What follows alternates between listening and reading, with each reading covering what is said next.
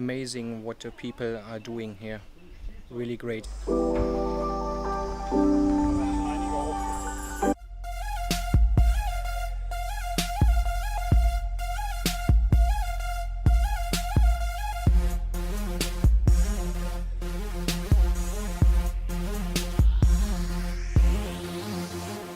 To any other islands nearby, but it's quite different in terms of the animal population.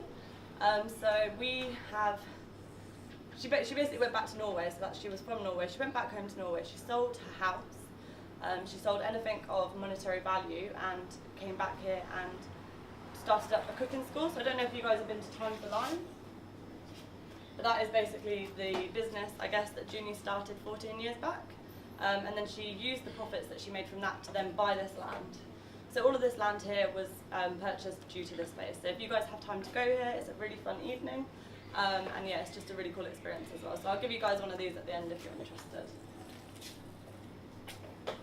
I'll just show you guys over to the cattery and explain a little bit about that.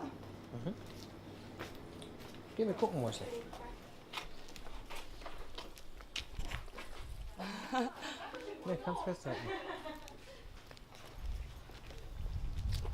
So we currently have here about 50 cats, and the maximum capacity for cats is 50, so we're actually at capacity right now with the cats. Okay.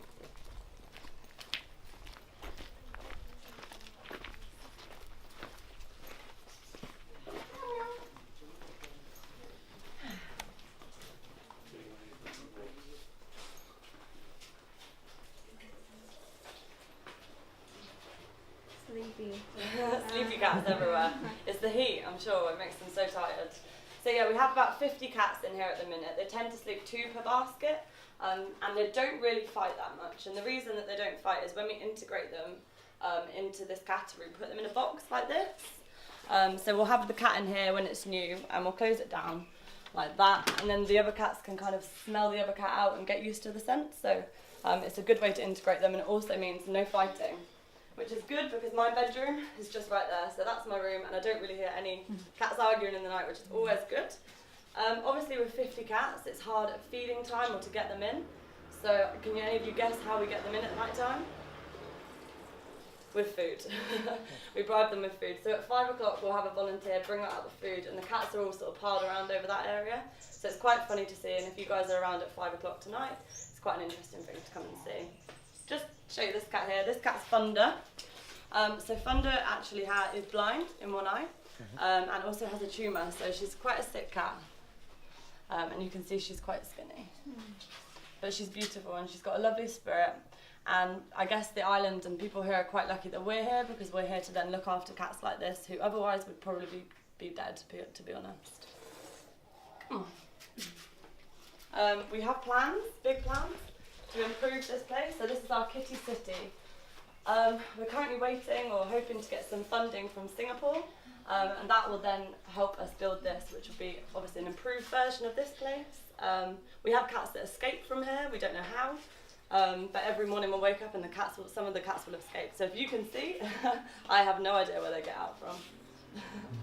They're escape artists, aren't you? Cool. And then I'll show you through to the dogs. So this is all of our volunteer housing. So this is where myself and most of the people you'll see today were all volunteers. How many volunteers you have So at I the think moment? we have around 15 volunteers at the moment. 15. And then we have also some permanent staff, so like our veterinary nurse, we have a general manager as well. Okay. So if any of you guys are interested, or you know of anyone that's interested, we're always looking for volunteers. So it's just something to bear in mind.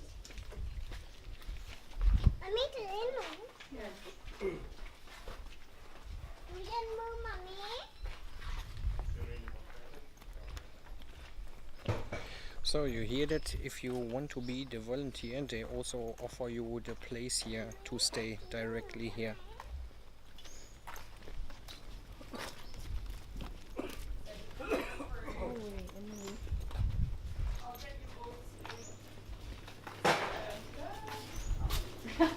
Relax. Over for a night.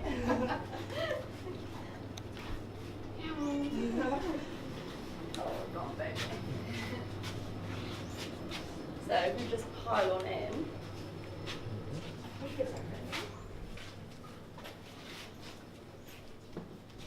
as you can probably feel, it's a lot cooler in here. That's because we have air conditioning. So the reason we have the aircon is because we have the veterinary clinic just over there. And that's where we bring in the animals, we operate the animals, we help on the animals. So that's why it's nice and cool temperatures in here. Just to the left there, that is our recovery room. So our main thing that we have is sterilisation. So obviously if we get the problem from the root, i.e. sterilisation, it then kind of stops the animal population spiralling out of control. So sterilisation is our #1 priority here. And if you see a cat on the island that has little tattoo marks on its ears, that actually means that we sterilised it here. So I'm sure you'll see some of them about because there is a lot. This little guy, he's super cute. Last night I tried to come in here and cuddle them because I feel a bit sad for them. And I opened up this last night expecting him to run out and he didn't. He just wanted cuddles, so it breaks my heart. Bye-bye. How many sterilations you have? So I think we probably do about 4 or 5 a day. 4 or 5 a day. We actually went over to, Pee-Pee, and we had a 3-day mobile clinic and we sterilised 450 cats in 3 days. So wow. Pee-Pee has quite a big problem with stray cats, so that's why we were trying to help out there. Yeah. So if you guys come on through, and if the last person could just shut that door behind them, that would be awesome. Come through.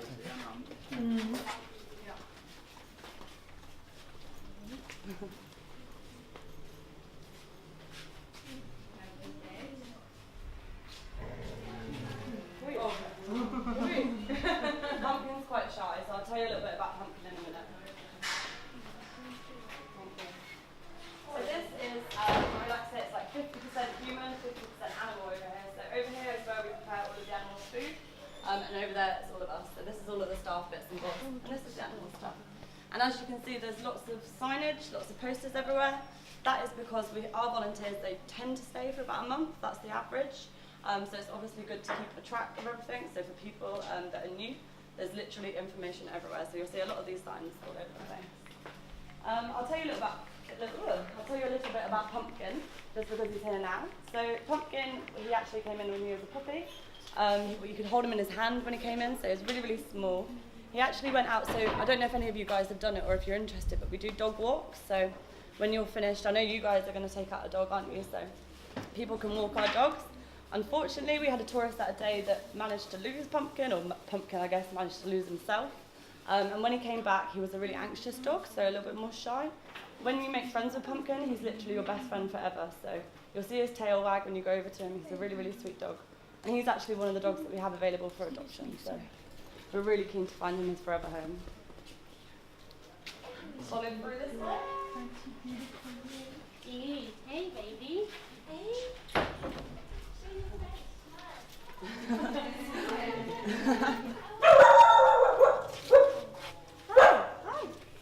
So if we come through this way. So in here we have Buddy and we have Tammy. So that's Buddy down there on the left. If you guys come along a little bit more, and then everybody might. Awesome. So there we have Buddy. So Buddy actually came into us. He was really malnourished, really skinny, lots of fur missing. As you can see now, he's a much healthier, much happier dog. So he's actually another one of our #1 dogs that we want to get adopted. He's such a great dog. He's about 4 years old, and he's a super, super friendly dog. There we have Tammy, the black dog that just went over that way.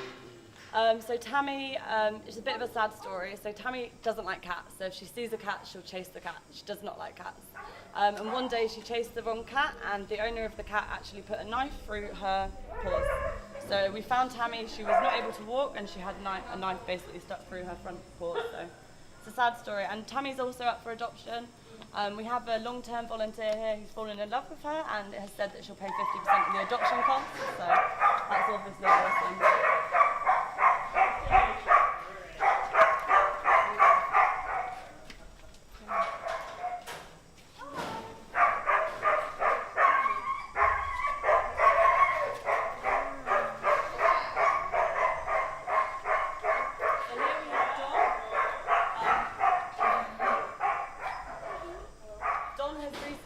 To us. Don is a really, really, really friendly dog. Obviously you can see he's still quite skinny, but we had him out last night. One of our volunteers always does a night shift, and Don was chosen last night to kind of be a friend, I guess, to whoever's on the night shift, and he's just a great dog. He's a really, really friendly dog. And then we have Lanta. So Lanta, even though she's quite small, she's a dominant dog. So she kind of bosses around. But she was actually fostered by someone who lived on the island, and unfortunately they left the island and they left Lanta behind. So.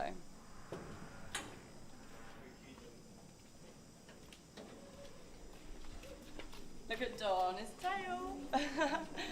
Hi. So in here we have Gizmo. So Gizmo is just on the right hand side underneath there. Gizmo is basically a big dog in a small dog's body.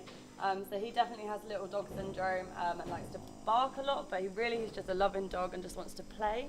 And then on the left hand side there we have Fred. So Fred, I guess, is a bit of a success story for us. So a German tourist came over to the island and saw Fred. He was a stray dog. And he began feeding Fred and fell in love basically, and asked us if we could take him in, socialise him a bit more with people and dogs, and now he's adopted him. So that's like one of the great stories that have come from here. And then underneath somewhere we have Bonjour. I'll just tell you a little bit about her, even though we can't see her. So she was actually owned by someone on the island. She had an owner. The owner loved her so much, but unfortunately the neighbour of the owner didn't, and shot Bonjour. So came in here, we treated her injuries and we released her. She came back in and the owner basically said, I can't protect her, I love her to death, but I can't guarantee her safety.